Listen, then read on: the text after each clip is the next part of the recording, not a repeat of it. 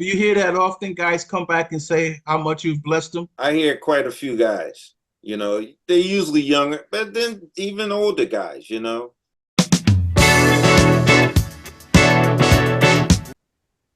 Well, welcome. Welcome back to the Extraordinary Guitar Players Show. As you know, I'm your host, Sharon Moore. You know, I always say today, today, today. Well, family, I'm going to slow that down. Today, today, today. I got my dude on. You talking about guitar? You talking about pocket? You talking about knowing how to play clean, staying out the way, but locking that stuff up? Didn't have a whole bunch of pedals and stuff going on. I learned so much from this guy. My guest today, he's a producer, he's a songwriter. Of course, he's a studio musician. You know him from playing with, as well as play with Patty LaBelle, but of course, you know him from that's solid, that rock solid group, Frankie Beverly and Mays. Will you help me welcome my guest today, the guitarist and a fine guitarist he is, Ron Smith? Hey, Ron. I'm here. What's up, y'all? Welcome to the Extraordinary Guitar Player Show. Oh, thanks for having me. Thanks for Oh, having me. this is our delight to have you on. How you doing, man? Man, I'm hanging in there. Just living life day at a time. I tried to keep this interview down to 30 pages, but 30. and That's that like was just 30 part of the minutes. intro. Let me get us started here. You originally from Philly? Philadelphia. Philadelphia? West Philadelphia, born and raised. Sure. Are you still there? Nah, I'm up in the Bay Area. You've been in bed. Okay. Yeah, we're gonna later on. We're gonna talk about that. Let's go back and do a little bit of history, and then we'll move our way forward. Mhm. Coming up as a young man, how did you gravitate to the lead guitar? Got bored one day, you know, getting Christmas presents. Santa Claus bring me a little instrument, some cardboard drums one year, acoustic guitar another year, and I'd bang on, beat on them. And then I had like three strings on this guitar. But my mom used to play a lot of jazz, and my favorite was Wes Montgomery. Wes Montgomery was my favorite. I used to love his records. I love the way he played because his guitar sounds so different than everybody else's. And so one day I got bored and I looked at those three, that guitar with the three strings on it. And he had a cover of Eleanor Rigby by the Beatles. And I used to like that song, the way he played it. I said, I wonder if I could figure that out on one of these strings. And I was able to do that. I figured out that melody. That was it. I was hooked from there. So I was like about 12 years old then. Yeah. So that's what got me there. How did you do with lead guitar, making your way up towards high school? That you already started playing in the high school band and doing that whole scene? No, I did not play in the high school band. And the school I went to was what they called it a magnet school. Because usually you had to go to school in your district. But I went to Overbrook High School. And they allowed students to come from all over the city if they were interested in music, mostly music. I'm not sure about anything, but I know for music, the students came from all over. So, but I never, they were on the fifth floor. They had this fifth floor extension on the school, and it was like a whole nother world up there. And that's where they all used to hang out. And I'm more introverted than that. They were just too all over the place for me. So I didn't play in the band. I didn't play in the band, but there's a lot of guys that played up there that went on to be professional musicians too. Like George Howard, saxophonist. George Howard, there was a bass player. Norman Smith, he went on to play with Teddy Pendergrass. Man, I'm trying to think of more. There's more people. I just can't think of them right offhand. So I didn't do the high school band thing. Cool. But eventually I started doing little gigs around town. Yeah. My music teacher turned me onto a few gigs. So I'm playing with grown men. I'm like 15 years old, 14, playing with grown men in bars. You know, my dad would drop me off. He wouldn't even stay there with me. He'd just leave me there. And that's when I started, just stair stepping on the way up, playing with in those chitlin circuit places. Well, tell me about the group First Choice. Is that the name? Yeah. What was happening there? What was the name? Something dangerous, something like that? Their first single was called Armed and Extremely Dangerous. That's it. Yeah. Yeah. And it did okay for them. And they actually went to Overbrook. Yeah, two of the girls actually went to Overbrook. They were a grade ahead of me. And but I didn't really know them. I knew one of them. She was in my class, but I didn't really know them. I didn't meet them until I graduated. Hook up with them when I graduated the next year. After my senior year, then I went with them. And their manager was a guy named Stan Watson. He's the one that produced the Delphonics. All those big hits, Did Not Blow Your Mind, This Time, all that. He owned a record company called Philly Groove Records. And they, because my influence was Norman Harris. He was another influence who was one of the guitarists with the Sound of Philadelphia at the time. Because he had kind of that Wes Montgomery influence that he brought to R&B. With records like Backstabbers, I'll Be Around, the do do do do, that's Norman's style is, crazy. And he produced First Choice. He was their producer. And so when they heard me play, they said, wow, he sounds like Norman. He reminds us of Norman. That's how I got the gig with them. And so that was, the beginning of my real professional career. Did that lead you to Patti LaBelle next? Kind of, yeah. Tell me about it. The way that happened was I decided to leave First Choice. And the day I decided to leave them, I got a phone call from Patty LaBelle's manager and her MD, her musical director. And they said they were having auditions. And so I didn't realize until later, years later. I'm like, how these guys hear about me? So I went there to the audition, bunch of guitar players.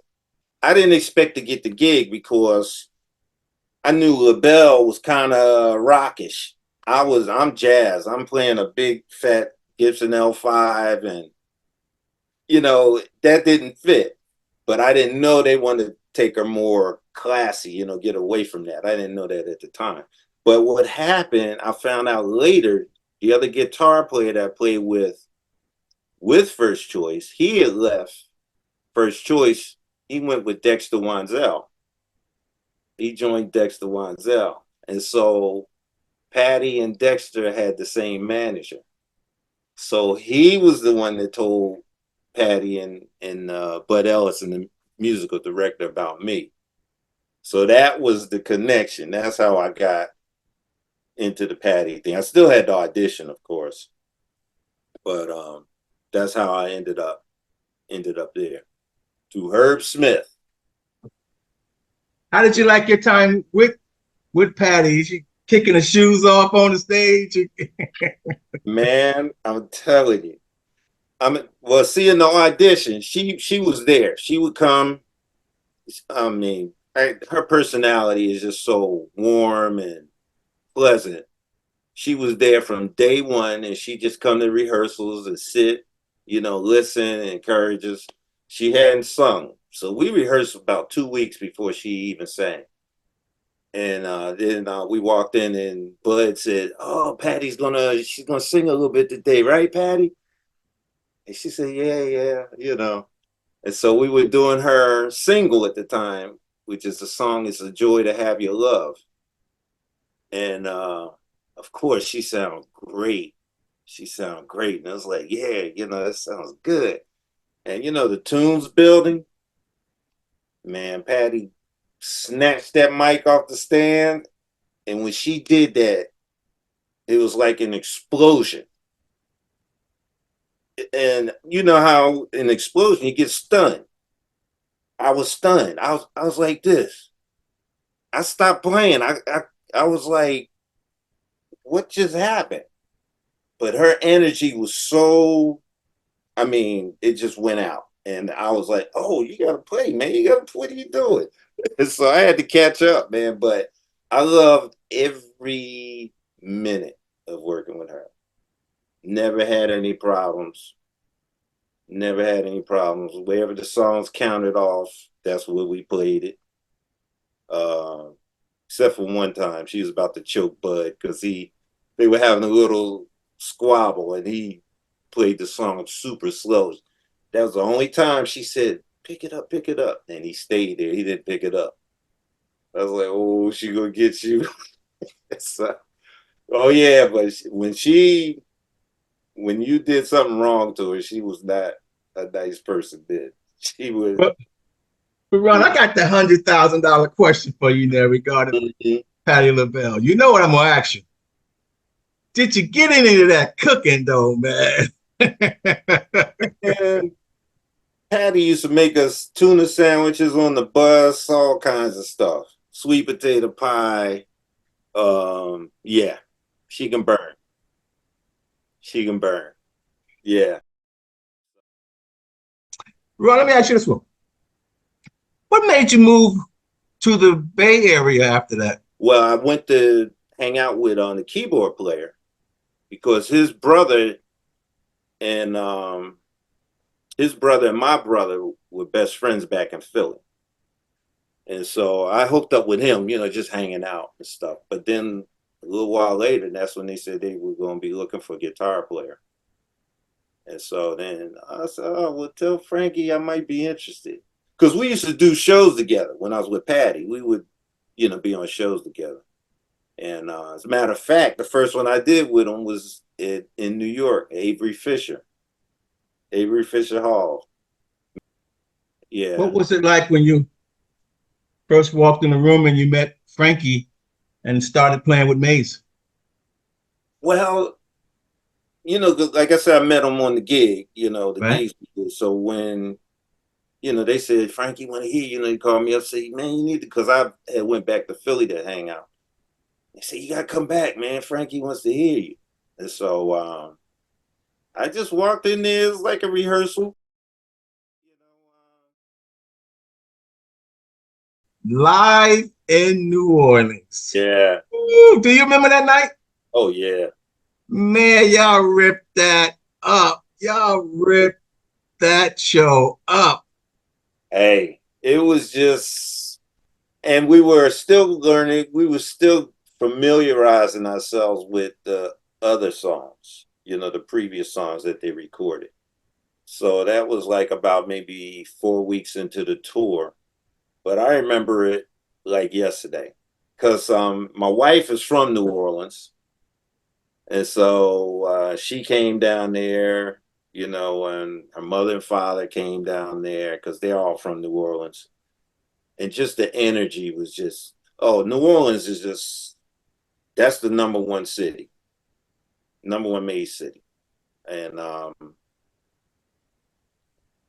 I think Frankie said the numbers that Larkin Arnold, who signed him from Capitol, he told Frankie how many songs, how much the record sold in New Orleans, and it was insane. So I remember it like it was yesterday. Let's talk guitar. Let's talk some guitar talk. What tips do you have for guitar players, especially up and coming guys? And we'll talk more about them a little later on. But what tips you have for studio session work? Studio session work, discipline. First of all, You know, don't go in there trying to play all this, you know, have like a chop festival. And it depends on your music too, though. So some things will call for a chop festival, you know, but mainly discipline. You know, especially if you're doing R&B, where it's pocket, pocket concern. Play with discipline, respect the other musicians, because like that thing I heard Sheila E. say, sometimes the best notes you play is no note. So you know you got to leave space, allow the music to breathe, and so yeah, don't step on anybody's toes and stuff. So that's what I learned that, and because my music teacher, you know, he taught, you know, he called it economy. Play with economy, you know, don't just go all out stuff, you know. So just be respectful and not just go nuts. Ron, what's your least favorite key to play in and why? I don't have a least favorite. I don't have a least favorite. If that wherever it's playing, you know, I tell you what would be my least favorite key to play in would be if I had to play a maze tune in another key. Because I was so locked into where it was. If I had to switch it, it might take me a minute to adjust to that. But I don't have a least favorite. Because I just play wherever the song needs to be. That's it. Where do you anchor your as a guitar player? Where do you anchor yourself to? Is it the keyboard? Is it the bass player? Where do you anchor yourself as a guitar player with the rest of the band? Drums. Oh, that's different. I thought the bass player would say that. Ooh. I mean, I listen to everything.